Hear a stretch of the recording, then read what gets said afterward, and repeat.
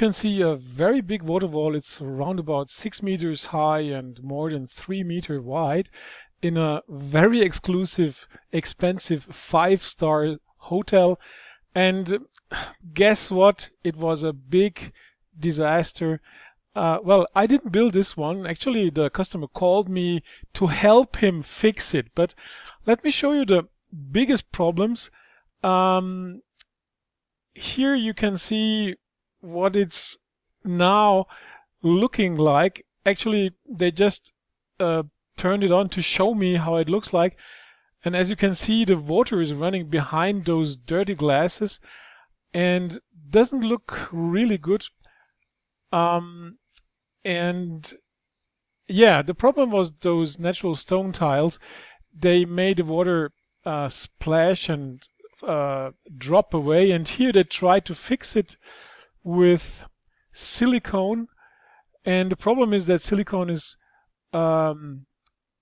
making the water losing contact to the surface, and then it dropped away. So actually, the whole project was from the beginning, well, yeah, a real big problem. And then they tried to fix it, and each fix led to another problem. So this is a wall which is covered with natural stone tiles, and you know, they had the idea to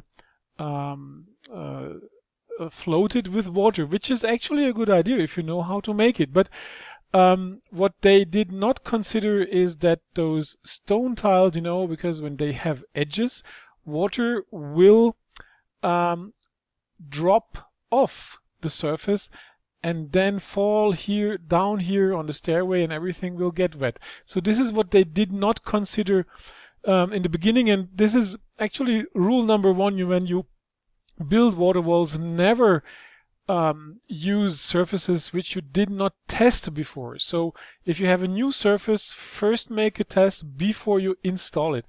But yeah, this is not the first time I've seen such a disaster. So actually this was the first problem, that the water did not stay at the wall. It just jumped off it according to those edges of those stone tiles. Then those super smart guys, what they did in order to prevent the water from dropping here, they have put those glass plates here. Imagine how expensive that was, you know, those big glass plates, then putting it in front of the water wall, which is actually covering the water wall. You barely see anything else. But what happened then, as you can see here by the lime traces, those drops which were caught by those glass plates left traces, and those glass plates got dirtier and dirtier and dirtier, as you can see now here. And now it's not an eye catcher, it's just ugly, you know. And so they tried to fix it, didn't work. And then what also happened is the water found its way through the tiles out of the water wall, and it went across a part of the wall, and it covered everything with dirty lime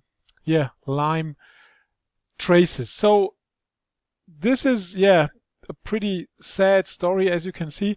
So lesson number one: never ever build a water wall with a surface which you don't know its behavior, which you did not test before. Second, make a planning and be really mindful when it comes to the question where could the water go, and seal and protect those areas so that the water cannot leave the water wall zone. And well, let's say those are the two most important lessons here. I hope this was interesting for you. And I hope you have learned how not to do it. So if you want to build a water wall, please visit our water wall school. There we show you the basics. There is also a free course there, and also advanced courses. And you also can book me for planning your water wall, because what you see here, this water wall, as I said, 6 times 3, this is 18 square meters. So professionals, they sell such a water wall for minimum, yeah, let's say 50,000 euro, 60, 70,000 euro. This is actually the minimum. But those guys, they thought they can do it themselves. And look what happened, you know, if you don't follow the basic rules. They had big problems, and I think they tried to save money, but at the end, they really had to pay much more because, yeah, it was just a big failure, and all the attempts to fix it didn't work. Yeah, so I hope this is a good example for you to join us at the Waterwall School, because such things won't happen to you if you become a member. And yeah, hope to see you soon. Thank you. Bye bye.